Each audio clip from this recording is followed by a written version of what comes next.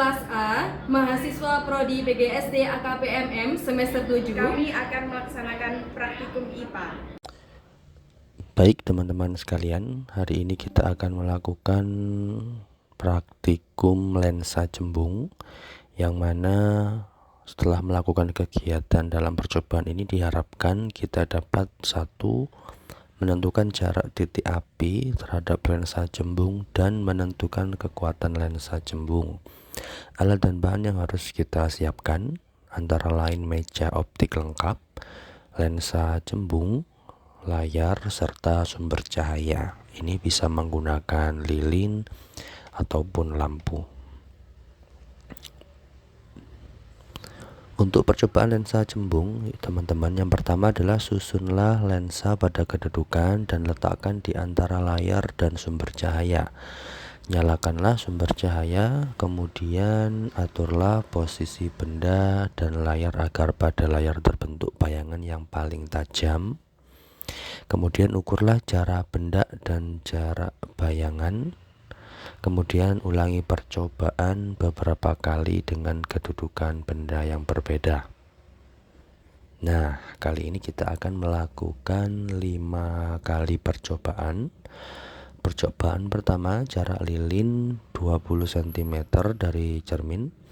Maka bayangan yang terlihat jelas setelah melewati cermin cembung ada pada jarak 57 cm. Kemudian untuk percobaan yang kedua, dengan jarak lilin 25 cm dari cermin, maka bayangan yang terlihat jelas setelah melewati cermin cembung ada pada jarak 37 cm.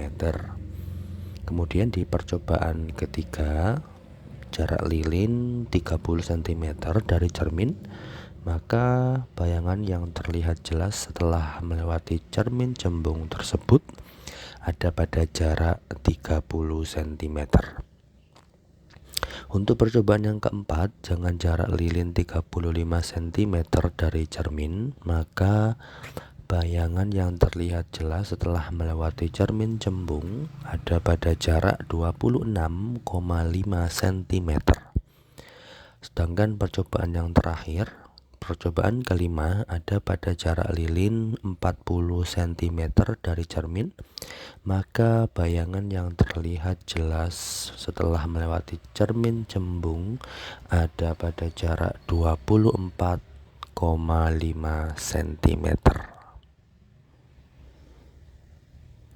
Nah, dari pengamatan yang telah dilakukan, semakin dekat jarak benda, maka semakin jauh jarak bayangan benda dengan cermin.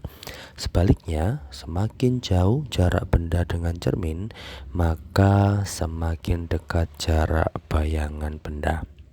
Meskipun jarak benda diubah menjadi beberapa pun, fokusnya atau titik apinya tidak akan berubah dan sifat bayangan benda yang terbentuk tergantung dengan jarak benda dan jarak bayangan.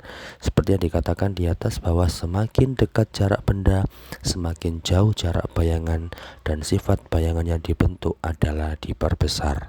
Semakin jauh, sebaliknya, semakin jauh jarak benda, semakin dekat jarak bayangan dan sifat bayangan yang dibentuk adalah diperkecil. Sekian praktikum dari kelompok kami. Terima kasih, sampai berjumpa kembali.